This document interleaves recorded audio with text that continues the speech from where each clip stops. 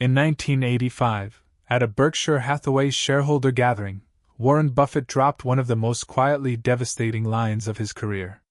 He said that Wall Street is the only place that comes to mind, where people drive in from the suburbs in a Rolls-Royce, to get advice from those who take the bus. But it's another one of his comparisons that cuts even deeper. Buffett once said that on Wall Street, there's a church attached to a casino, and everybody wants to go to church, but very few want to give up the action at the casino next door. Today, we're going to unpack exactly what that means, why it's more relevant in 2026 than it's ever been, and what it means for you, as an Indian retail investor trying to build real wealth in the Nifty and the Sensex, instead of just gambling on it. Let's get into it. Buffett's metaphor is simple but brutal. The church represents investing, the slow, disciplined, faith-based practice of buying pieces of real businesses and holding them for years, even decades, while they compound in value. It requires patience. It requires belief in something you can't see working immediately. Just like faith. The casino represents speculation, buying and selling based on price movements, momentum, tips, headlines, and emotion. It's fast. It's exciting. It gives you that dopamine hit every single day the market is open.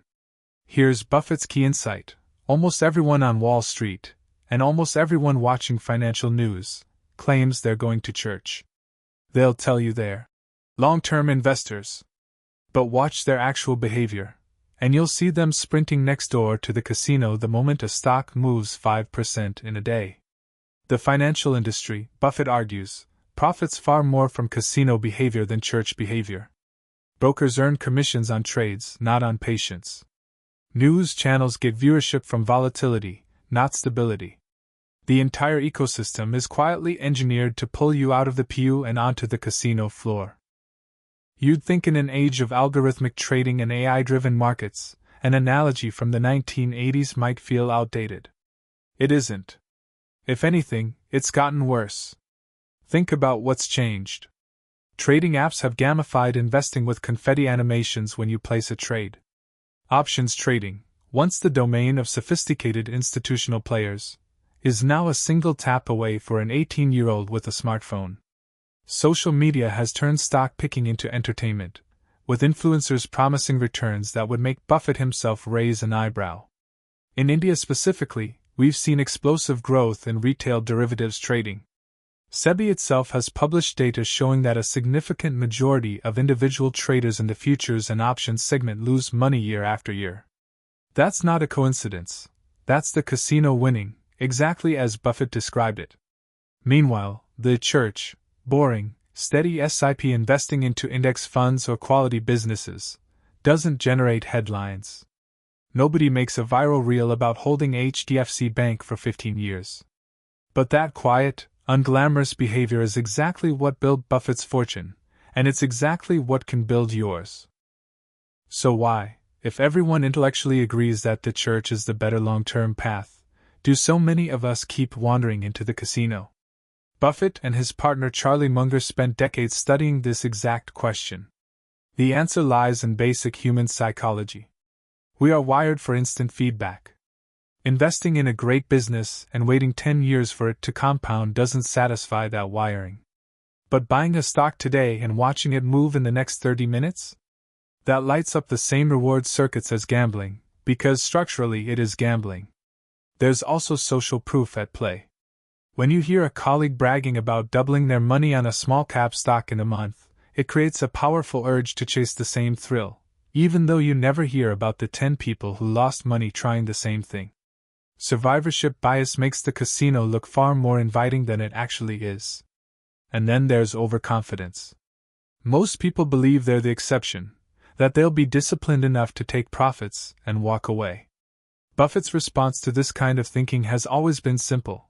The time to be fearful is when others are greedy, and the casino thrives precisely on greed disguised as confidence. This is where we move from diagnosis to prescription. How do you, practically speaking, build a life of investing rather than speculating? First, automate your discipline. This is precisely why SIPs work so well for Indian investors. When your investment happens automatically every month, rain or shine, bull market or bear market, you remove the emotional decision-making that pulls people into the casino. You're not deciding whether to buy the dip or chase the rally. The decision is already made. Second, own businesses, not tickers. Buffett has said repeatedly that when you buy a stock, you should think of yourself as buying a piece of an actual business, with real revenues, real management, real competitive advantages, not a flickering number on a screen. If you wouldn't want to own the entire company for 10 years, you probably shouldn't own a sliver of it for 10 days. Third, limit your inputs. Buffett famously avoids constantly checking stock prices. If you're checking your portfolio 5 times a day, you are, by definition, standing closer to the casino than the church. Consider checking your investments monthly or quarterly, not minute by minute. Fourth, separate entertainment money from investment money. If you genuinely enjoy the thrill of trading, Buffett's advice, somewhat surprisingly, isn't to ban it entirely. It's to ring-fence it. Keep a small percentage of your capital, money you can fully afford to lose, for speculative bets. But let the bulk of your wealth, the money that will fund your retirement, your child's education, your future, let that sit quietly in the church, compounding without interruption. Here's the part that should genuinely excite you. Buffett didn't become one of the wealthiest people on the planet through one brilliant trade or a single casino win. Over 90% of his net worth was built after his 50th birthday. That's not luck, that's what decades of patient, undramatic compounding looks like. If you'd invested a modest, consistent SIP into the Nifty 50 index over the past 2 decades and simply left it alone, through the 2008 financial crisis, through demonetization, through COVID, through every panic headline in between, you would have built substantial wealth, not because you timed anything perfectly, but precisely because you didn't try to. That's the entire secret hiding in Buffett's metaphor. The church isn't boring because it doesn't work. It's boring because patience, by its very nature, doesn't make for exciting television. So here's the question to genuinely sit with this week.